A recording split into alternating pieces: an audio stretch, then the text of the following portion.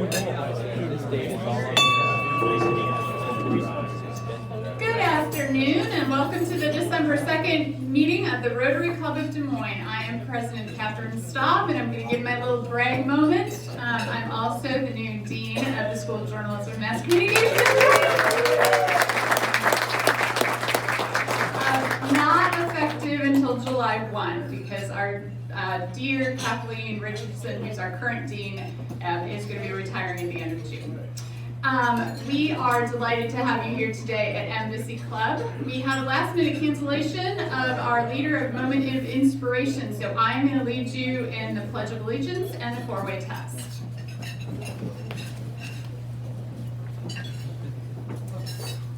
I pledge allegiance to the flag of the United States of America and to the republic for which it stands, one nation, under God, indivisible, with liberty and justice for all.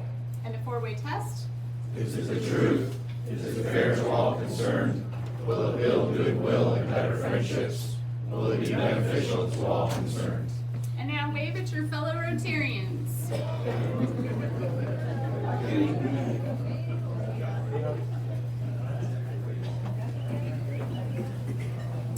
All right, before our keynote speaker for today, we have a special guest who I believe all of you, or almost all of you, will recognize. Ed Arnold from the Northwest Rotary Club is here to tell us about an important upcoming event. Ed, come on up.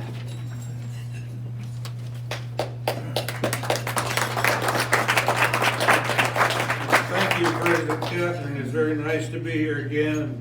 Actually, we're going to talk about our 13th annual polio eradication game. And you can see there that it's going to be Saturday night, February 5th, against the Aqua Caliente Clippers out of Los Angeles area. And we got good news and bad news. You know, the polio eradication is near. We're down to 2 endemic countries, and this slide is now incorrect. Fortunately and unfortunately, there were 2 new cases reported in Afghanistan the day before Thanksgiving. So now we're up to 4 new cases this year. We have making progress. The good news of that new cases being reported is that there's a misconception that this fundraising, this eradication effort is over. This shows us it's not over. It's not, as Yogi Berra said, it's not over till it's over. So we need to keep pressing on to get this thing done. Our polio night objectives when we started this thing 13 years ago, help eradicate polio worldwide, promote the Rotary brand, get the brand out in front of people, let them know what we're about and what we do, the humanitarian efforts that we promote worldwide, including eradication of polio. My favorite is to sell some of these tickets and get non-Rotarian money into the game. I'm not fabulously wealthy, so I like to leverage my talent and get some non-Rotarian money into this game. Provide a social opportunity to Rotarians, give us a chance to get together other than at the district conference, and then provide a chance for the local clubs to work together. There's 13 or 14 clubs in this area, and we've all worked together on a committee to promote this thing. And what we do, and some of you may not be familiar, but we buy or sell a $20 ticket from the Iowa Wolves, and then the Iowa Wolves rebate $10 of that back to us. So if everybody in our Rotary area would sell 2 tickets, we'd raise about $26,000. So just keep that in mind. So far we've raised $127,000 with the Bill and Melinda Gates Foundation match. That's almost $400,000. That's enough for about 800,000 kids get vaccinated. You get 1 vaccine. It takes 3 or 4 to get fully vaccinated against the polio virus. So far, we've invested over $18 billion. The Bill and Melinda Gates Foundation is 4.2 of that. You can see the U.S. government's 3.8, but then our 1.2 million Rotarians have donated just exactly half of what Bill and Melinda Gates have done. That just tells you how much money's out there. But $2.15 billion is a very good effort on the fact of Rotarians. Go ahead, Katie. We still need another 4.2. That's why we're still continuing to try to raise money. 3.4 has been pledged so far, and keep in mind that every ticket you sell is matched by Bill and Melinda Gates. Purchase 2 tickets, that's $20 for your Rotary Club, costs you $40. With the total eradication then is $60 from that, and that will provide enough vaccine to eradicate or give 100 children with vaccination. So when you go out to sell this thing, people can participate in this thing for 20 or 40 bucks. They can eradicate 100 children. And the end is near, so when the end is announced, you can say you participated in the eradication of polio worldwide. I think that's all I have. Is there another slide? That's it. We're at the end. Okay, Kitty has provided the sign-up sheets on your desk. Your club's going to be given a QRC code. We'll explain how that all works later. But the important thing for you to do is sign up, and we'll figure out how to bill you and get the money. Thank you.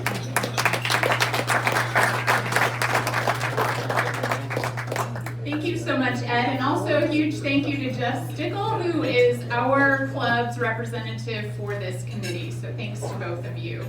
And now, Paul Kerpis will introduce our program for today. Paul? Thank you, Catherine. Well, it's a beautiful day in Iowa, and it's wonderful to see all the Rotarians here and joining us online. Our speaker today is Ron Cox. Ron grew up in Dubuque, Iowa, and then headed to Iowa State University, where he received a BS degree and a PhD in aerospace engineering. Ron's early career included work designing fighter aircraft, and also then as a professor at the University of Oklahoma and as a C-level executive. Ron returned to Iowa about 25 years ago and now leads the Center for Industrial Research and Services at Iowa State University. That center is tasked with growing the Iowa economy by linking companies to university and partner resources. Ron's talk today will cover some of his recent work on Iowa's workforce shortages. Please help me welcome Ron. Thank you.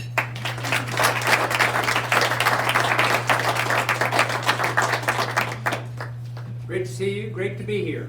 I hate to be constrained, but I'm going to try not to run around and grab you back there, because you're going to miss the bottom of all these slides. I've got a bedtime story for you today, and it's a bedtime story because there's a scary villain, and I would never put you to bed thinking the villain was going to win.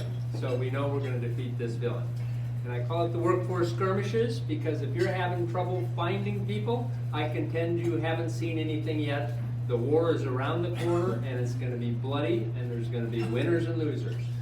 If you don't know anything about our center, we work with about 1,700 Iowa businesses each year. We believe that the private sector, thriving private sector, is the foundation of a healthy community.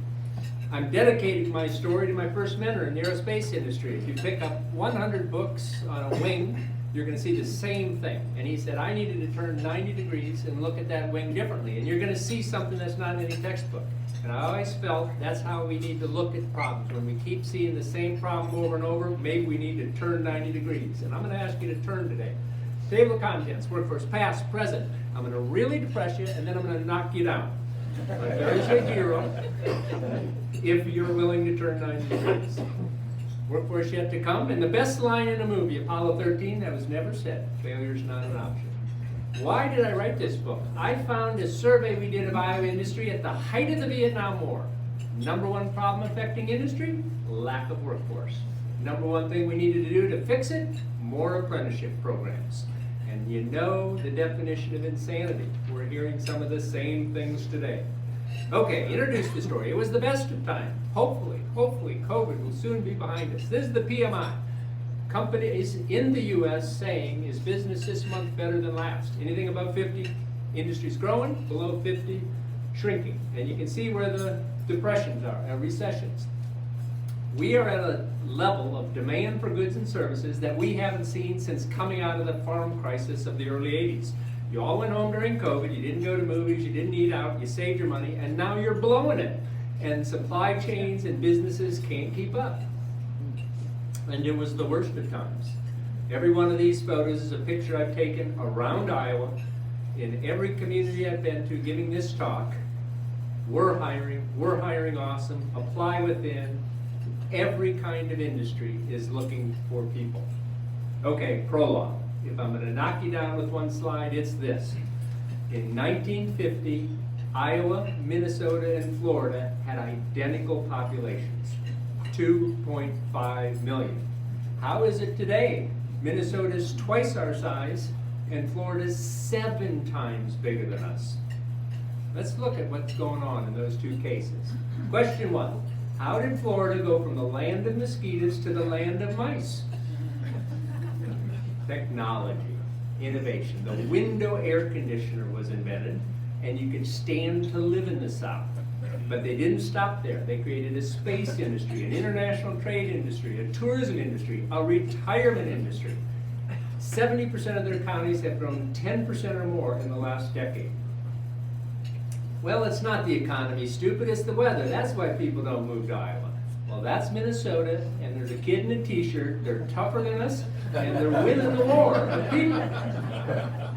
I call it the continuous improvement model of population growth. They passed us in 1920. They have the Twin Cities. They have technology hub in Rochester. They have the lakes up to the north. They've embraced immigration. They have births greater than deaths. It all adds up to more people. Okay, chapter 1, if you're not getting better, you're getting worse because your competition's getting better.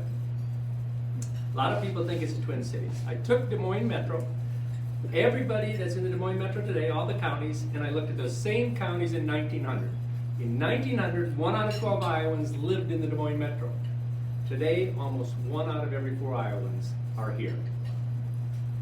If you take Minneapolis out of Minnesota and Des Moines out of Iowa, I've got to leave this mic to point to one thing. 1970. From 1970 to today, Iowa is the exact same size in the last 50 years, except for the Des Moines Metro. Okay? Minnesota has figured out how to grow outside of their capital. If there's a place in Iowa that grew, somewhere else shrunk the same amount, except for Des Moines. It's what I call lumpy growth. The United States grew a little over double in size since 1950. Iowa grew about 20%. If you're lucky enough to live in Des Moines, Ames, Cedar Rapids, Iowa City, or Davenport, you grew at near the national average. All other metros in Iowa are growing at about the Iowa average, and there's about 80 counties that are shrinking. And if you find a rural county growing, every county around them is shrinking more. In the last 50 years, Iowa is the 5th slowest growing state. Every state around us has figured out how to grow more than us. Why does that matter? Because if you want to grow your business, you actually need people. And workers come from the population. And if the population isn't growing, your workforce isn't growing. And that's a rough equation. Half the people are kids, retirees, or of working age and don't work, and half are working. So I'm here to tell you there is a villain to this story. It's the workforce villain. He is active. He did not get created in COVID. He's been here for decades, hiding, trying to keep Iowa companies from growing. Okay, chapter 2. Men lie, women lie, numbers don't. I'm an aerospace engineer. I don't like people. I don't, you're messy, you've got emotions. Give me an equation, give me numbers, I can figure it out. Here's some numbers. Unemployment rate. We have systemic low unemployment. Green line is Iowa, blue is the U.S. average. At the height of the farm crisis, Iowa's unemployment just got to the U.S. average for a couple of months and back down. People in Iowa work. We spike up during COVID, we spike back down. 70% of our counties before COVID had fewer than 300 people unemployed. And all the businesses in those 70 counties were trying to get those same 300 people to work for them. This is employment. I'm comparing Iowa to the U.S. Red dashed line is the U.S. We came out of the 2001 recession growing just as fast as the country. We didn't go down in the 2008 recession because we don't really have a tourism industry, and most states with tourism head down. But look at the country take off, and Iowa at a much slower rate. COVID hits, we're coming back. We have the same number of people working in Iowa today as we had a decade ago.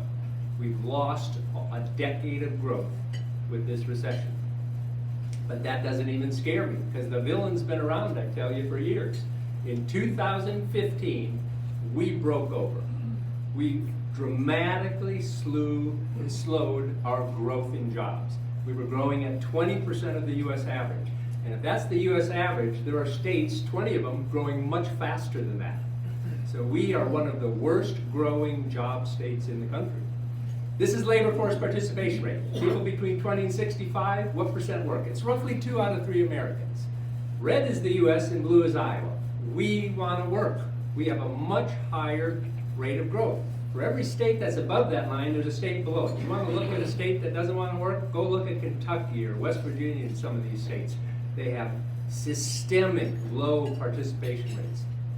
You subtract those two curves, you get how much better we are. Before COVID, we were 7% more Iowans were in the workforce than the US average.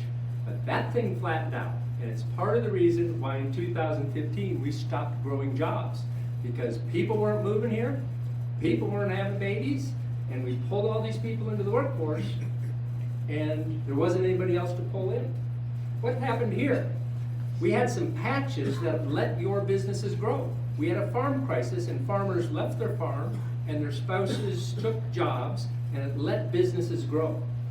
We also had women enter the workforce in record numbers across the US and Iowa. And again, businesses in Iowa were able to grow with this newfound workforce that didn't exist before.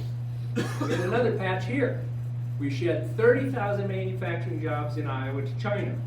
Those people didn't stop working. They allowed your businesses to keep growing by hiring these laid off manufacturing workers. Okay, the left cross. I'm really going to depress you now. That wasn't depressing. Unless something really big happens that the data says hasn't happened in 100 years. And by big, I mean global warming, east and west coast flood, and Iowa's the highest place and everybody moves here. Unless that happens, nobody's coming here. There's not going to be more people. For 100 years, there hasn't been a significant number of people coming here. And we've run out of patches, unless we talked a little bit earlier, unless the restaurant industry is the fourth patch. A lot of people went home and during COVID, and if they come back into the workforce into other industries, the restaurant industry might be feeding your businesses. So in a nutshell, demand high, population, workforce flat, labor force participation high, but it plateaued before COVID, and these patches are likely gone. So, you know, you can have no ideas and always be right. I'm going to throw an idea out there. I'm going to ask you to look at people different. My argument, there are no more people in Iowa, that's fine. It is what it is. But there are more employees for the businesses that look at their business differently. So here's the idea. 0 to 100 years old, what percent work? In Iowa, about half of the 16 to 20-year-olds work, about 3/4 of the 20 to 65, and about 1/3 of the 65 to 75. And everybody's looking for that red line, the unemployed. And we're saying, stop the foolishness. There's still 25% of working age not working. You have a lot of employed people in other counties, other states, other countries. You have a lot of employees that turn over. Iowa has one of the, we're in the bottom quartile of all 50 states in the turnover, laying off people. When you lay somebody off, you have to hire somebody back to get back to even, and then you have to hire somebody else to grow. It's a systemic Iowa problem due to lots of different things we can talk about if you want to know that later. Process improvements, get more out of the people you have, automation, supplement them with machines, computers, data analytics, and don't forget the workforce of the future. This is a really tough problem because it's people, and I told you why I don't like people, because they're nonlinear and they're emotional and they're all connected at work and they go home and they're connected to their families. It's what we call in mathematics a nonlinear system of equations. Only an idiot would try to solve that. It's the toughest problem. Oh wait, I'm an idiot. An airplane is a nonlinear system of equations. And in the United States, we know how to design the best fighters in the world. So it struck me, could we use how you design a fighter to design a workforce solution for Iowa? So how do you design this thing? When I touch the nose, it affects the tail. When I touch the tail, it affects the nose. It's like people. Everybody's interconnected. Well, here's what you do. It's too complex to solve alone. You break it into pieces. and you study each piece by itself. And this is what we did. We broke Iowa workforce into 28 pieces. Women with children less than 6, veterans, minorities, in-commuting, out-commuting, in-migration, out-migration, process improvements, retention, apprenticeships, internships, homeless, every kind of way we could paint people and virtual people. What do you do with the plane? You take the wing, you make it bigger, and you throw it in a wind tunnel, and you say, did that make it better or worse? You put the wing back. You change the tail. Did it get better or worse? And you study each piece in isolation. We study each kind of person in Iowa in isolation. How do we do that? We use math. Okay. Go back to high school. If all of you came up here, and all the people of average height stood here, and the short people here, and the tall people here, what do you call that curve? Bell curve, a normal distribution. Now I'm going to ask you to turn 90 degrees and forget what you learned in high school or college, and I want you to line up from the shortest to the tallest. Same people, just look at yourselves differently. You get that curve. 0 is the shortest person in the room, 1 is the tallest person in the room. It's a different curve. Any people with PhD in mathematics? Okay, then we won't go there. Where's this guy going? Well, here's where I'm going. Stick with me. I'm going disco dancing. John Travolta, he's at the 40th percentile. He's not very tall, and he wants to be one of the taller people on the dance floor. He wants to move up, not moving the wing bigger, moving his height bigger, 20%. Well, it's mathematics. We know how tall people are in the U.S., and I can tell you, if you put a boot heel of 1.5 inches on, you will move up 20% in the rankings. So if you guys are all standing like this today, and you all come back next week and you have 1.5 inch heels, you just moved up to one of the tallest people in the room. Okay? It's math. It's easy. We do that with people who are working. We compare Polk County with 1,100 counties in the Midwest. We don't compare you to Florida or Texas because it's warm down there, and you've chosen to live in this tundra zone in February and hot and humidity and mosquitoes in winter. You're like all these other nutty people up here, right? So we're going to see what people are doing and who's working and who's not.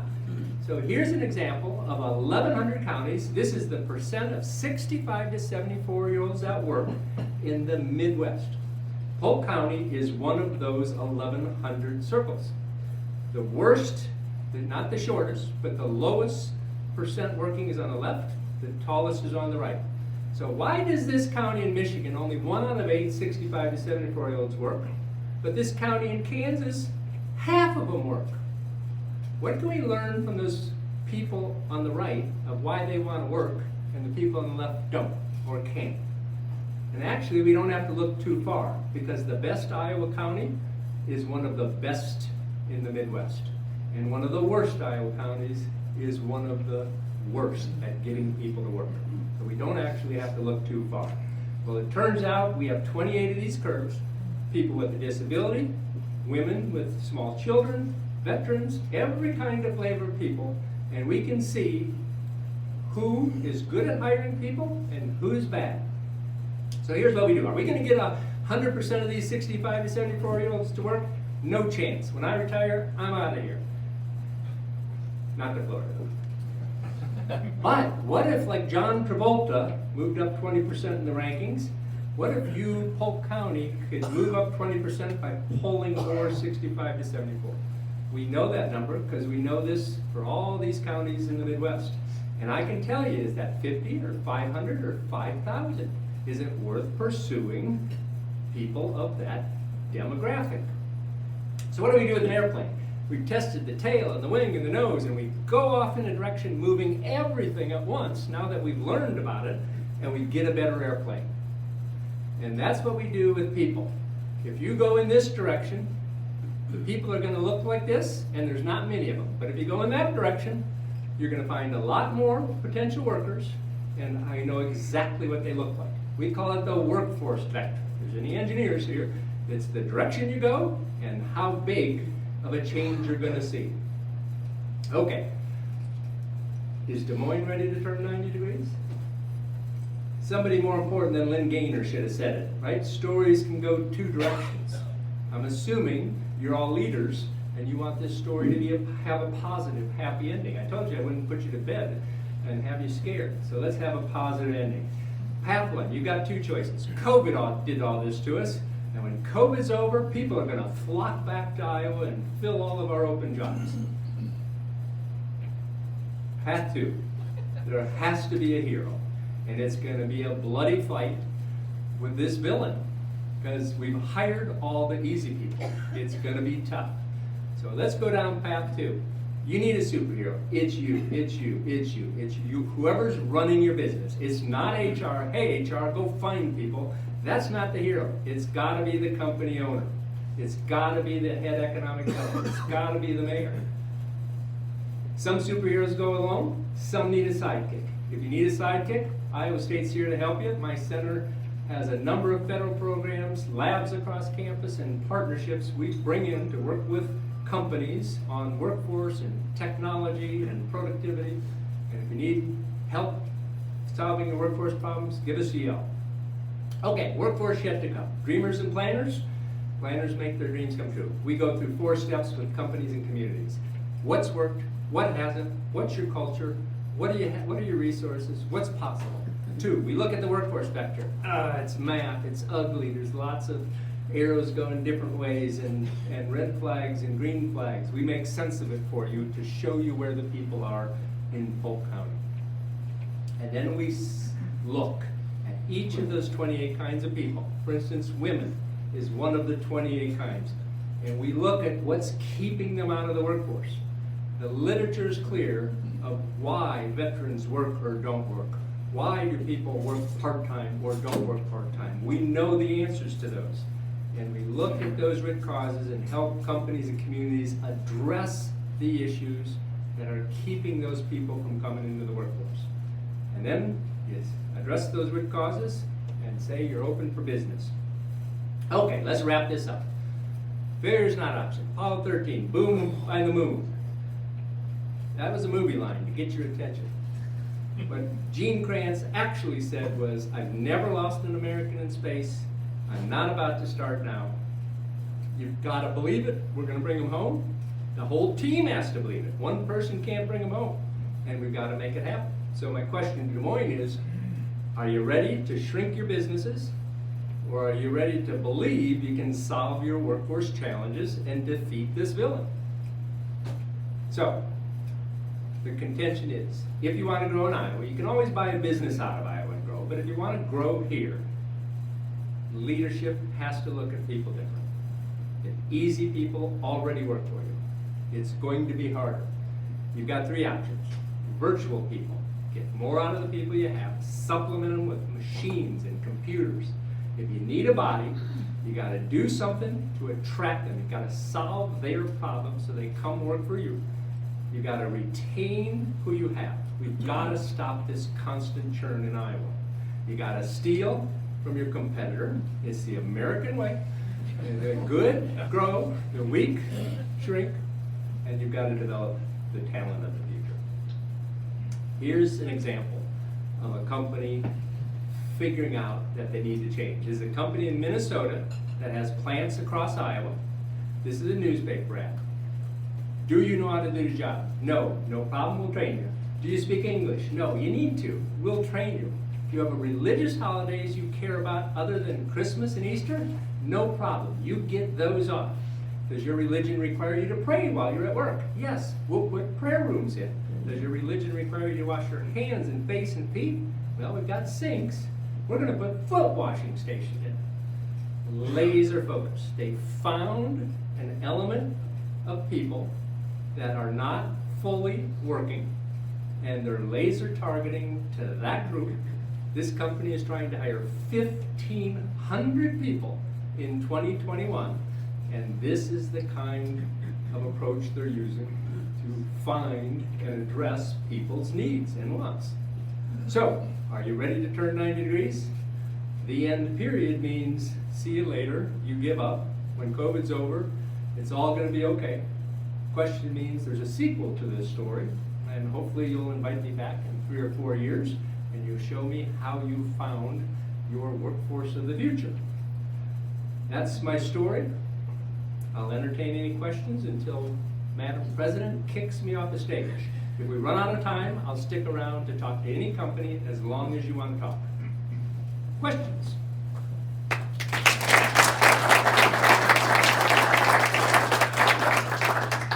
What has been a success that you have witnessed? What has been a success that I witnessed? I gave this presentation, identical, to the leadership team of a company with 300 people, and they told me within 1 month they found 30 people that they would not have found if they didn't change their approach to hiring.